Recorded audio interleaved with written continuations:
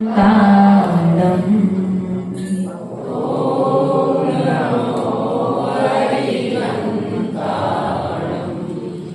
ॐ नमो श्रीसिद्धाडम्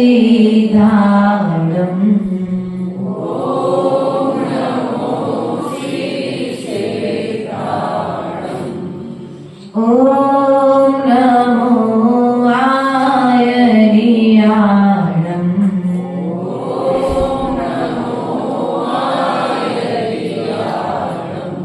ॐ नमो वज्रायाडम्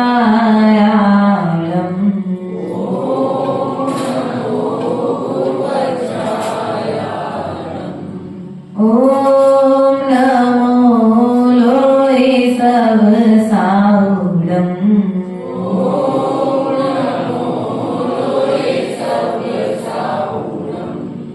तेरे भुवन में सार तेरा ज्ञानता शिव स्वरूप शिविकार नमो त्रियोग चमारे ये शास्त्र राजयति उत्तम शास्त्र प्यारा जो भी लिखा सच लिखा गुरु ने उचारा जो जो रहस्य इसमें गुरु आप खोलो मैं मौन हूँ अभी यहाँ गुरु आप बोलो। बोले अनंत सिद्ध परमेश्वरी भगवान की देवादिदेव आदिनाथ भगवान की बोले चिंतामणि पारसनाथ भगवान की शासन नायक भगवान महावीर स्वामी की आचार्य भगवंत कुंद देव की आचार्य भगवंत विराट सर जी विशुद्ध सर जी महाराज की समाधि भक्ति के रचयिता नए चक्रवर्ती आचार्य गुरुवर एक्सपर्ट विभव सर जी महाराज की ग्रंथराज अक्षय डाला की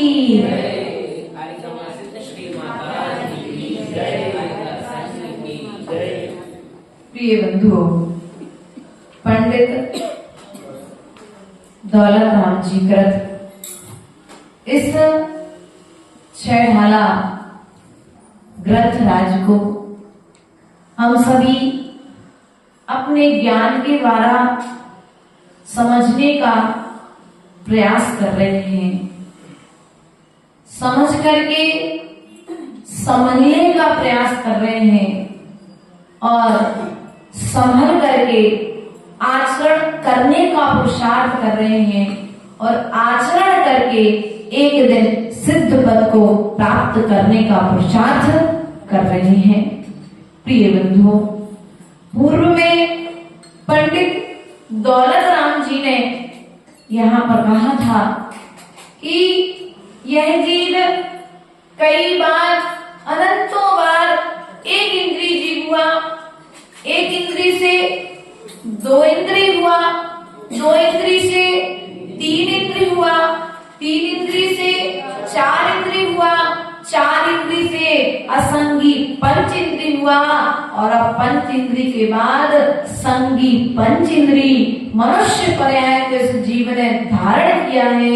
यह बड़ा दुर्लभ है। प्रिय बंधुओं,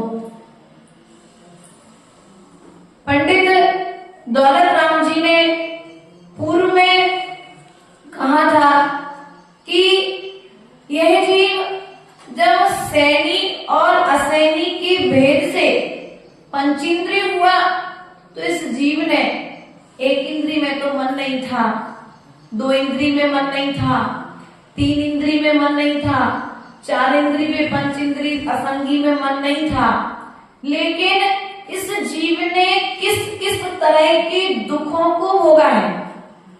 ये किसी दूसरे की कहानी नहीं है, इस जीव की कहानी, अपनी खुद की कहानी है। एक छेड़ाला ग्रंथराज एक ऐसा है जिसमें हमारे अनादिकालीन दुखों की कहानी लिखी।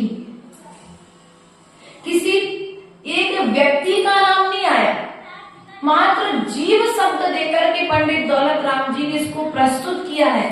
अगर चाहते तो किसी एक भगवान का नाम लिख देते, किसी एक चक्रवर्ती का नाम लिख देते, किसी एक दूसरे सामान्य जीव का नाम लिख देते, लेकिन उन्होंने कहा नहीं, वो जो हो चुके हैं वो भी जीव थे, जो होने वाले हैं वो भी जीव हैं, और जो हो रहे हैं वे भी जीव हैं, इसलिए मैं मात्र यहाँ पर जीव की चर्चा करूंगा।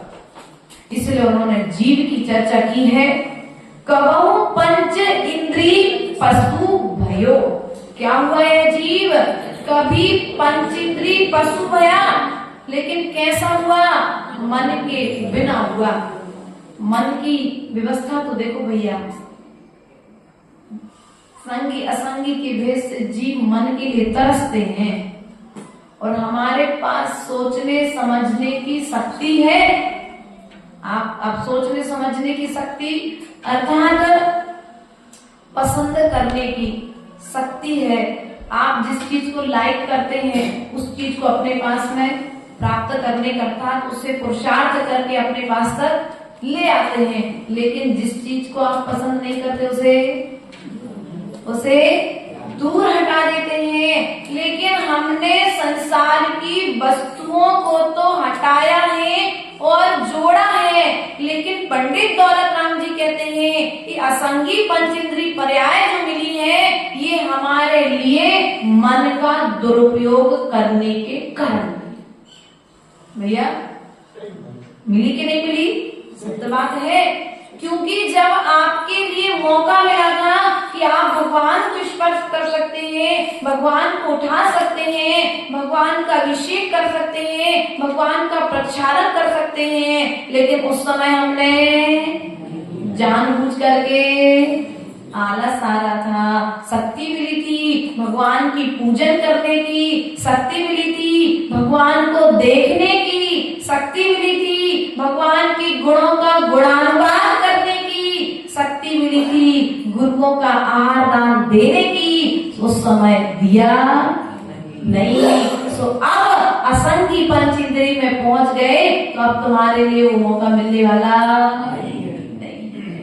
इसलिए प्रिय बंधुओं, दुरुपयोग मत करो। दुरुपयोग, किसी भी चीज का दुरुपयोग मत करो, क्योंकि जिस चीज का तुम दुरुपयोग करोगे वो आज तुम्हें मिली है, आज तुम्हें लग रहा है आसानी से मिली है, लेकिन वो आसानी से नहीं मिली। तुमने अनंत अनंत पर्यायों में दुखों को भोगते हुए उस वस्तु की भावना की थी, सो दुर्लभता से मिली है, लेकिन उस दुर्लभता के लिए, उस पुरुषार्थ के लिए आप भूल गए हो।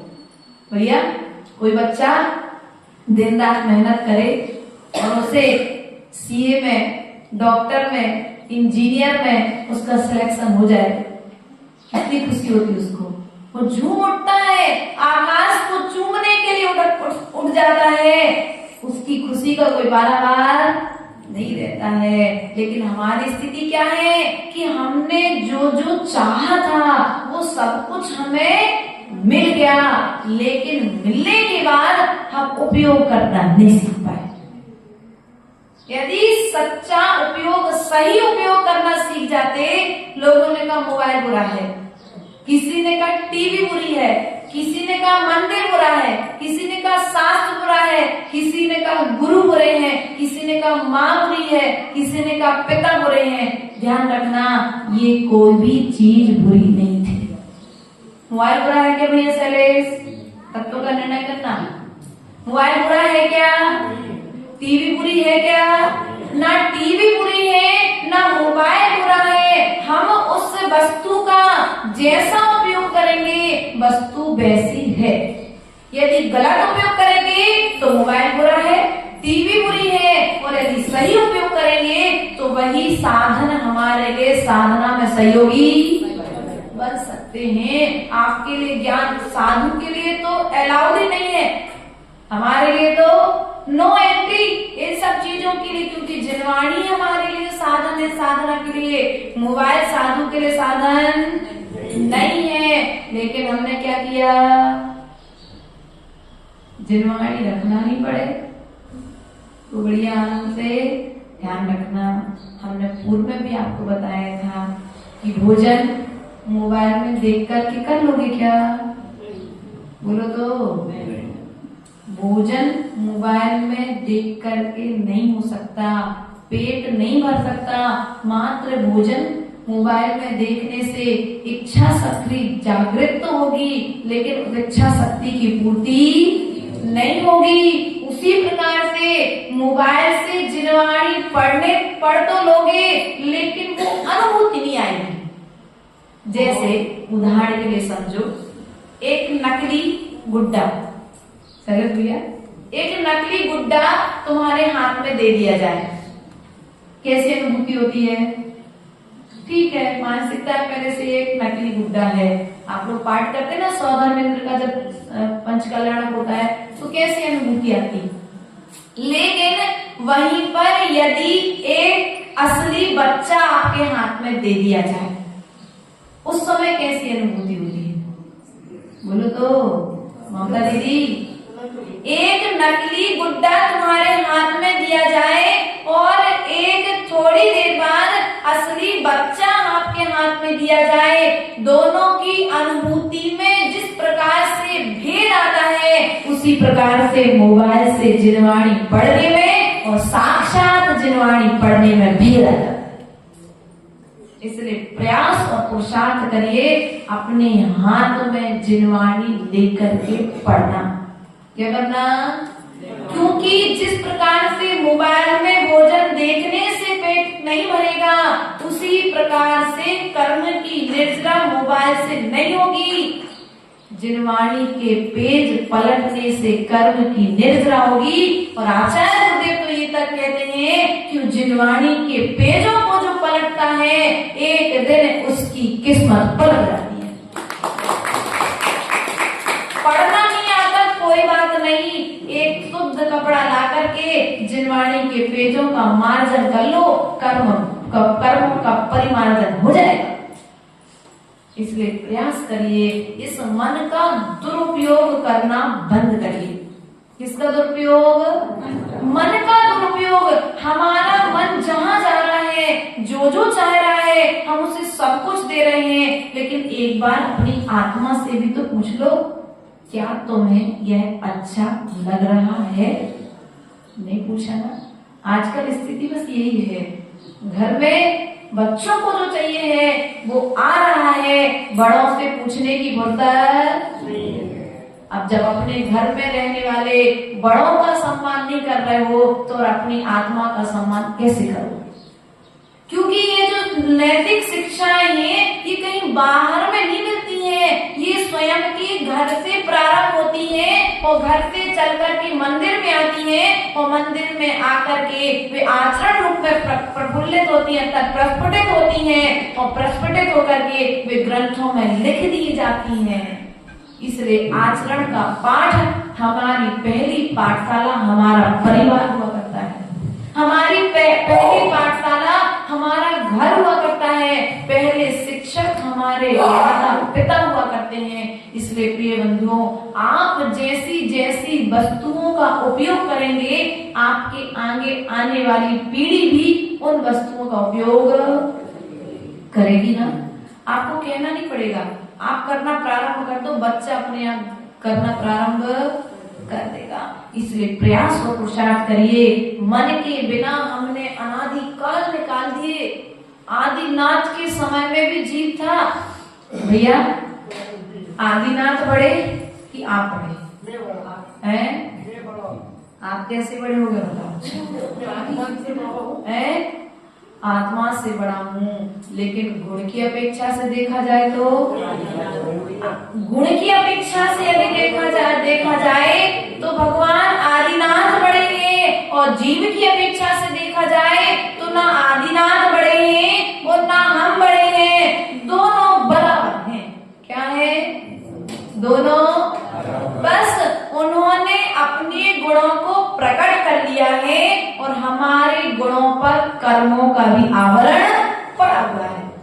चित्र अनावरण करते हो, किया था ना अभी कुछ दिन पहले जब कलश स्थापना की थी, तो चित्र अनावरण किया था आपने। तो चित्र अनावरण को हटाने में कितना समय लगा था? उस आवरण को हटाने में है 4 लोग आए, संगीतकार ने एक भजन गाया, आपने पर्दा हटा दिया ना, समय नहीं लगाना, पीछे में जो चित्र था वो तत्काल आपको दिख गया। बस जैसे पर्दा हटा तो चित्र दिखा, उसी प्रकार से कसाय हटेगी तो हमें अपना चित्र दिखाई देने लग जाएगा। अर्थात तुम्हारा चित्र जब तक वित्त में रहेगा तब तक चारित्र प्रकट नहीं होगा, और जब वित्त से चित्त हटेगा तो चारित्र प्रकट हो जाएगा, और जब चारित्र प्रकट हो जाएगा तो चिंतामणि को प्रकट होने में समय। इसलिए चिंतामणि को प्रकट करना है तो मन का सदुपयोग, मन का सदुपयोग, बुरे विचारों का त्याग। क्या? बुरे विचारों का त्याग। मुझे आज किसी के विषय में बुरा नहीं सोचना है। नारकी जीव क्या करता है? वो बुरे तो सोचता है, उसके पास कुमति कुसरतों को अधिज्ञान, 3 ज्ञान होते हैं, लेकिन तुम्हारे पास विशेषता है, ज्ञान है, अच्छा देखने की, अच्छा सुनने की, अच्छा समझने की, लेकिन फिर भी क्या करते हैं हम? सामने वाले के बारे में बुरा बोलो तो हम नहीं, आप लोग क्या करते कि नहीं करते? ऐसा करके अज्ञान हो जगह। दूसरे के विषय में जब हम बुरा सोच रहे हैं तो बुरा सोचने से क्या दूसरे का बुरा हो जाएगा? हमें तो एक कहावत याद है, घर में कहते थे बड़े लोग, कौवन को से ढोर नहीं मरा। कौवन को से ढोर नहीं मरा। अर्थात जब किसी के यहाँ दावत होती है तो बहुत सारा धन निकलता है, बहुत सारा मटेरियल एक्स्ट्रा जो हो जाता है खराब वो निकलता है, तो बहुत सारे पशु आकर के भोजन करने लगते हैं। तो कौवा क्या करता है? कोसता है।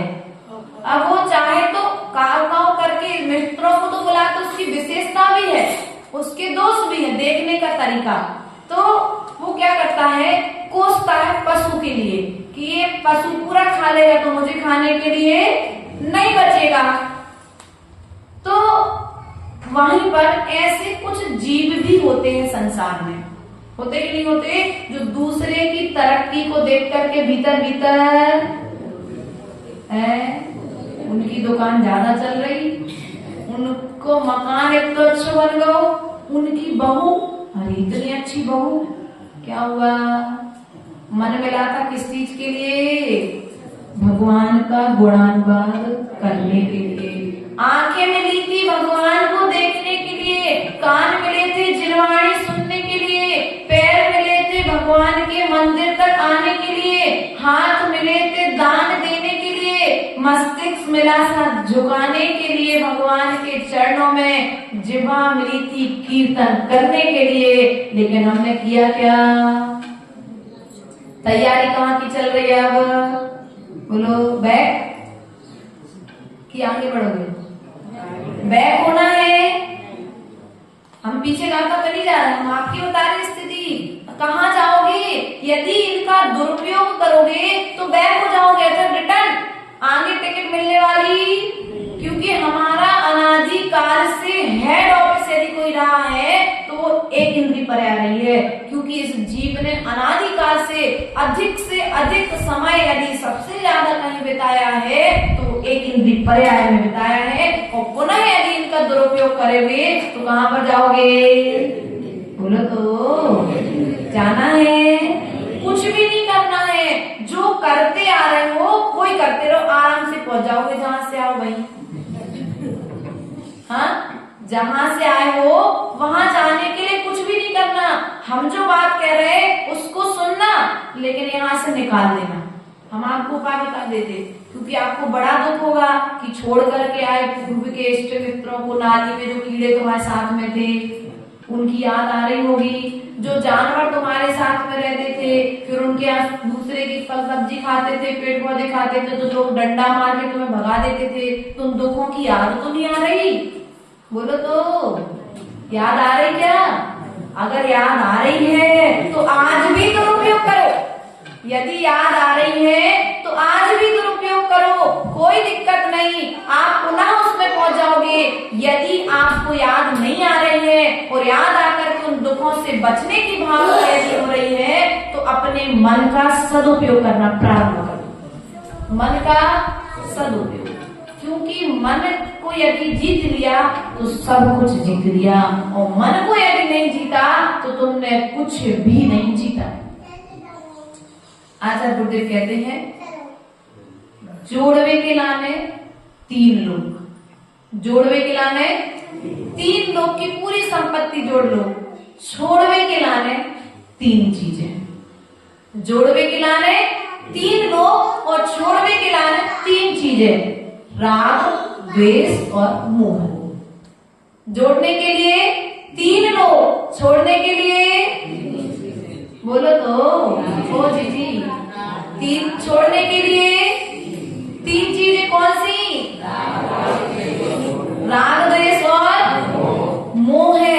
इन 3 के वशीभूत होकर के हम अपने मन को गलत वस्तुओं में लगा करके बैठे हैं, गलत विचारों में लगा करके बैठे हैं। हमें दूसरे की बुराई सुनने में आनंद आ रहा है, बुराई करने में आनंद आ रहा है, दूसरे की उन्नति देखने में हमारे लिए दुख महसूस हो रहा है। तो ध्यान रखना है, हम अपने मन का ऐसा करके दुरुपयोग कर रहे हैं। आज मन मिला है, देख लो, सोच लो, समझ लो, लेकिन आगे फिर मिलने वाला नहीं है। क्योंकि देखो, बच्चे को एक बार सप्लीमेंट्री आती है तो टीचर कहते भाई एक बार आएगी हम दूसरी बार बैठने देंगे, लेकिन दूसरी बार आई तो फिर नो एंट्री, बिल्कुल बस एडमिशन फिर मिलने वाला।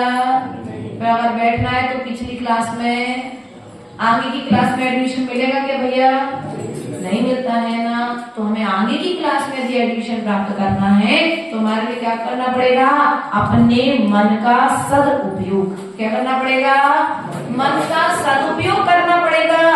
सिंहादिक से नी है क्रूर, अर्थात जो सिंह आदि हुए हैं, सबल पशु हुए हैं, उनके द्वारा मैं क्या हुआ? निर्बल खाया गया हूँ। कबहू आप भयो बलहीन, क्या हुआ? मैं कभी बलहीन हुआ। सबल निकारी खायो अति दीन, सबल पशुओं ने मुझे क्या किया? खाया है। मांस भक्षण जो है ये किसकी निशानी है?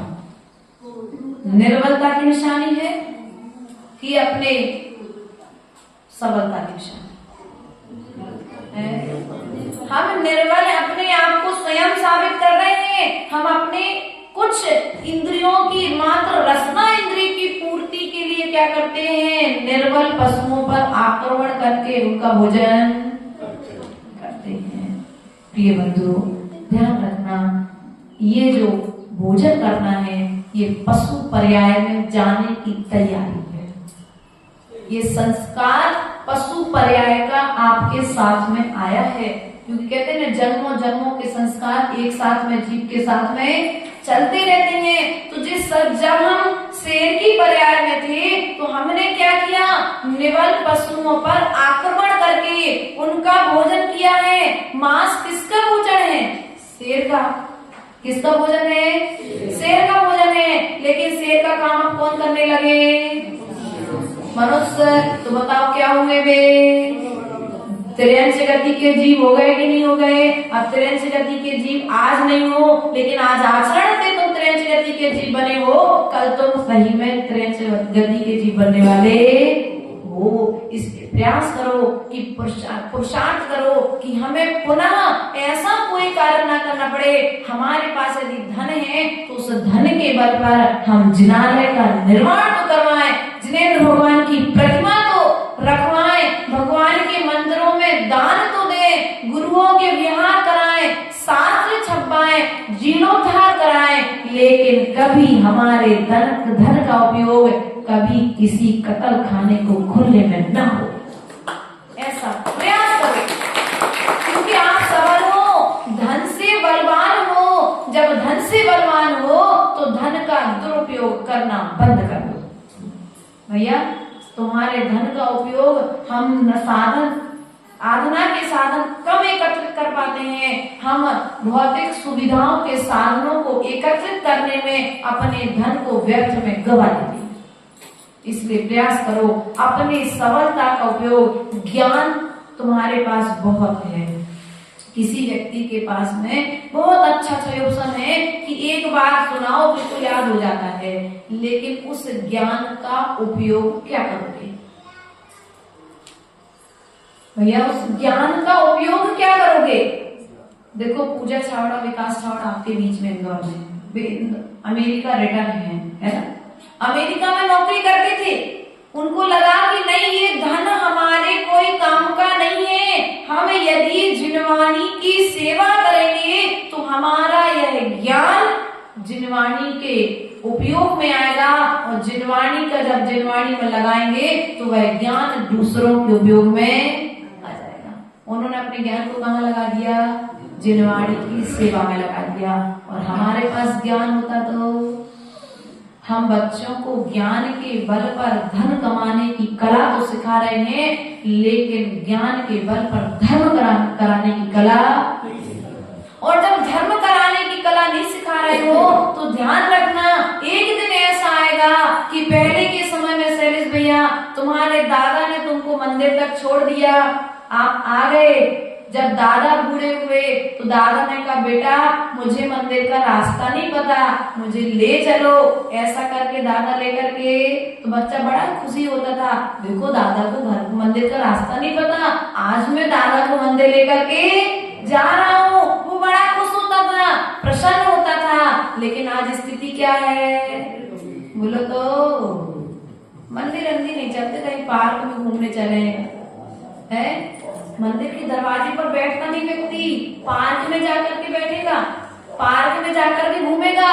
कहीं घूमने और जाने की जरूरत नहीं है। आपको घूमना है, अपने समस्त रोगों का यदि इलाज करना है तो भगवान की आकर के 108 परिक्रमा तो लगा लो, संसार का परिभ्रमण छूट जाएगा। आप भगवान के चरणों में आकर के श्वास विधि से नमोकार मंत्र का जाप तो कर लो, तो अनुलोम विलोम करने की जरूरत। हमारे आचार्यों ने पहले सब योगा बता दिए, लेकिन हमने क्या किया? उपयोग, क्योंकि ज्ञान नहीं था। इसलिए प्रयास और पुरुषार्थ करो। आज तुम जिनवाणी अर्थात जिनेंद्र भगवान के जिनालय के आसपास रहोगे तो कल तुम्हारे जीवन में एक ऐसा दिन आएगा कि इस मंदिर के बाहर में कभी खाली नहीं दिखेगा। लेकिन शुरुआत तो मैं खुद करनी पड़ेगी। इधर उधर बैठने की अपेक्षा इतना अच्छा बढ़िया हम लोग उधर से आते हैं संत निवास से, मंदिर के बाहर बैठ करके क्या करते हैं? प्रतिक्रमण करते हैं, यही गुरु भक्ति करते हैं। क्यों? इसका कारण बोलो तो कुछ ना कुछ तो पॉजिटिव ऊर्जा इस स्थान पर है कि नहीं है। उस रियल अर्थात वो तुम्हारे पास में सीधी ऊर्जा पहुंचेगी जब तुम भगवान जिनेंद्र भगवान के आभा मंडल में रहोगे तो। इसलिए प्रयास और पुरुषार्थ करिए। समय अपनी गति से बढ़ता चला जा रहा है तो हमें प्रयास करना है कि हम सबल पशुओं के द्वारा खाए गए और हमने दूसरे को भी खाया है। आज हम भले ही हमें याद नहीं है, लेकिन आज यदि हम दूसरे जानवर को पीट रहे हैं तो ध्यान रखना जब हम तिरस्थ गति में थे ना तो हमें भी किसी दूसरे ने पीटा, तो क्या करो? बदला ले लो है। ऐसा कहते ना भैया देखो कर्म कट रहे, इनने हमें पूरब में मार हुई है तो हम इन्हें मार रहे नहीं। अपने शास्त्र ऐसा नहीं कहते हैं। अपने शास्त्र तो यही कहते हैं जीव दया को अपने भीतर में धारण करो। तुम किसी के कर्म काटने वाले कर्ता नहीं हो, तुम स्वयं के कर्ता हो, स्वयं कर्म करने वाले हो, स्वयं अपने किए हुए कर्म को भोगने वाले हो और स्वयं के किए हुए कर्म को काटने वाले तुम स्वयं हो। तुम किसी को मोक्ष नहीं पहुंचा सकते, तुम किसी को कर्म से नहीं छुड़ा सकते, तुम किसी दूसरे के कर्म काटने में साधन बोलो तो ये एकांत की बात हो गई। लेकिन व्यवहार की अपेक्षा से जब कहा जाएगा शैलेश भैया तो परस्परोपग्रहो जीवन है ना। इसलिए ध्यान रखना, इस सूत्र को धारण करते हुए हम आधार बनाएं इस स्वाध्याय के लिए, लेकिन स्वाध्याय के आधार को हम अपने भीतर का जब आधे बनाएंगे तो निश्चित ही हमें कार्य की सिद्धि होगी। छेदन भेदन भूख प्यास, अर्थात मुझे छेदा गया, भेदा गया और भूख प्यास की वेदना के कारण मैं तड़पता रहा हूँ। कई गाँव में आज बहुत अच्छा खाने मिल रहा है, लेकिन पूर्व में देखना, जब तुम्हें कोई गरीब मिल जाए तो भोजन तो देना, लेकिन धन मत देना। क्या भैया, कोई गरीब भूखा मिल जाए, बिना कपड़े पहने मिल जाए, फटे कपड़े पहने मिल जाए, तो उसको जिस वस्तु की आवश्यकता है वो वस्तु तो देना, लेकिन धन मत देना। क्योंकि यदि तुम उसके सहयोग के लिए धन दे दोगे तो तुम्हारा धन पता नहीं वो कहाँ पर ले जाकर के लगाएगा, इसका कोई भरोसा नहीं है। इसमें बहुत अच्छी कहानी आती है, लेकिन अभी समय का अभाव है। तो छेदन भेदन भूख प्यास, अर्थात भूख के कारण मैं अनादि काल से भटकता रहा। प्यास के लिए एक हिरण का उदाहरण आता है कि हिरण को जब प्यास लगती है तो क्या करता है, भागता है, रेगिस्तान में भागता है, रेत चमकती है, रोड कभी कभी पर जब जाते हैं रास्ते में क्या होती है, गर्मी के मौसम में रोड अपन को लगता है, गाड़ी चलाने वालों को अनुभव होगा, लगेगा सामने पानी है, लेकिन जब पास में जाकर के पहुंचते हैं तो पानी मिलता है क्या, नहीं मिलता है। जैसे उस हिरण को भ्रम हो रहा है, वैसे ही हमको भी भ्रम हो रहा है कि हम इन साधनों को एकत्रित करके सुख मान रहे हैं, लेकिन वास्तविकता में इनमें सुख है क्या, नहीं है। सुख नहीं है, सुखाभास है। क्या है, मात्र सुखाभास है। अब सुख और सुखाभास क्या है, बोलो तो, सुख और सुखाभास क्या है, थोड़ी देर की अनुभूति मात्र। आप पंखे में बैठे, भैया पंखा सुख देता है क्या, भैया थोड़ा बोल तो दो, कहीं नहीं फंसाएंगे आप। पंखा सुख देता है क्या, है? अच्छा, तो फिर ठीक है, आज सब लोग नियम ले लो, चतुर्दशी का दिन है, देखो तुम लोग पलट गए ना अपनी बात से। पंखा सुख देता है क्या, बोलो तो, देखो हंसो मत, 1 मिनट में अपनी बात पूरी करते हैं अपन। पंखा सुख देता है क्या, नहीं कराएंगे क्या, बिल्कुल मत डरो। पंखा सुख देता है क्या, है? पंखा सुख देता है, किसी को रात में देता है, किसी को दिन में देता है, किसी को 24 घंटे देता है ना, लेकिन पंखा सुख, बोलो तो, एक मत में बोलो तुम लोग। देखो भैया, तुम्हारे समाज के लोग एक मत में नहीं, कैसे लोग हैं, एक मत तो होना चाहिए। जैसे चातुर्मास कराने के लिए आप एक मत में आवाज दी थी ना कि नहीं हम तैयार हैं, आप लेकर के आ जाओ, कोई भी संग लेकर के आओ, लेकिन हमारे समर्थ सिटी में चातुर्मास होना चाहिए। ऐसे एक मत में उत्तर दो कि पंखा सुख देता है क्या, अभी भी सब दल बदलू है यहाँ पर, चट्टी भी हमारी और पट्टी भी हमारी। ध्यान रखना, पंखा सुख देता है कब, लेकिन ठंड के दिनों में, ठंड के दिनों में यदि धोखे से पंखा चालू हो जाए तो क्या कहते भैया, हमसे कौन से जन्म की दुश्मनी निकाल रहे, जो पंखा चालू कर दिया। इसलिए ध्यान रखना, ना पंखा सुख देता है, ना एसी दुख देता है, ना पंखा दुख देता है, ना एसी दुख देता है। हमारी मानसिकता में जैसी मानसिकता बनी रहती है उस वस्तु के प्रति, उस व्यक्ति के प्रति, वैसी भावनाएं हमें सुख और दुख प्रदान करती हैं। इसलिए प्रयास और पुरुषार्थ करिए। छेदन वेदन भूख और प्यास के कारण भार वहन, अर्थात शक्ति से अधिक मेरे ऊपर भार को ढोया गया। गधा देखा, गधा हो तो नहीं कोई, देखो गधा देखा कि नहीं देखा। कल हम लोग ने ऊंट देखा आपके यहाँ पर, आप लोग ने गधे देखे, पीछे देख लेने, अभी काम चल रहा किसी के मकान का तो ईंट आ रही होगी। क्या होता है कि शक्ति से ज्यादा ढोना, शक्ति से ज्यादा वजन को ढोना। जैसे हाथी है, हाथी के ऊपर उसकी शक्ति से ज्यादा 4 लोग की क्षमता है कि 50-50 केजी वाले यदि 4 लोग बैठ जाए तो वजन ढोलेगा, लेकिन अपन ने सीधे 10 लोग बैठा दिए हाथी के ऊपर, भैया हम पैसे तो दे रहे, क्या हुआ?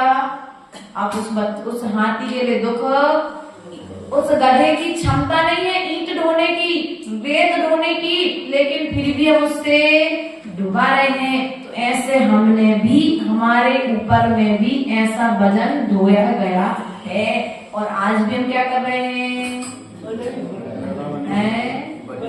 वजन ही ढो रहे हैं। काय का? कसायों का। किसका वजन ढो रहे हैं? कसायों का वजन ढो रहे हैं, राग द्वेष का वजन ढो रहे हैं। यदि इस वजन से बचना है तो इस राग द्वेष को कम करने का प्रयास करिएगा। अर्थात गधा, आचार्य भगवत ने मूक माटी ग्रंथराज में कहा है, गधा किसे कहते हैं? पता है आप लोग को? अभी आप लोग कहोगे माता जी हम लोग सब गधे हैं। उन्होंने कहा कि गधा जो है, जो गलत धारणा में जीता है। कौन सी धारणा में जीता है? बोलो तो।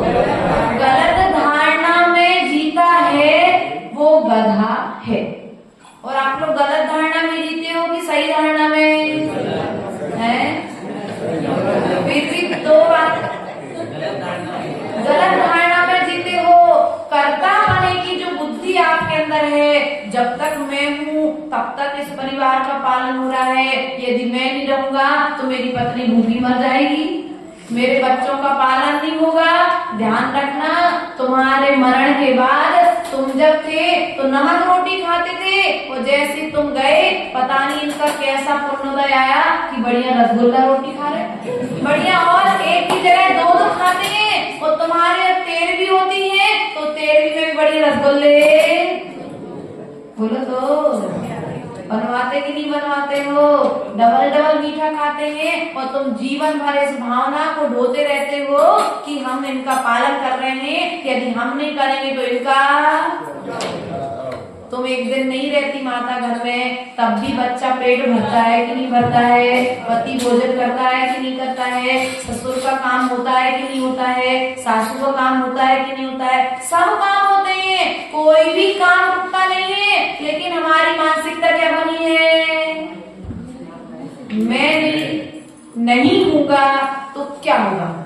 तुम नहीं होगे तो सब कुछ होगा, तुम हो तो सब कुछ हो रहा है। तुम्हारे आने से और तुम्हारे जाने से कार्य रुकेगा नहीं। जिस कार्य को जिस समय पर होना है वह कार्य उस समय पर होता रहेगा। गधे की डेफिनेशन हम आपको कल बताएंगे बहुत अच्छे तरीके से, लेकिन ध्यान रखना जो गधे की मान्यता है मूल रूप में कि मैं कर रहा हूँ, ऐसी मानसिकता एक गधे की मानसिकता है। तो इस गधे की मानसिकता को त्याग करके हम धर्मनाथ भगवान की आराधना अर्थात पार्श्वनाथ भगवान की आराधना करने का प्रयास करेंगे। इन्हीं भावनाओं के साथ बोले परम पूज्य आचार्य गुरुवरेश्वर विभव सागर जी महाराज की जब जीवन का अंत हो मेरे सामने एक सन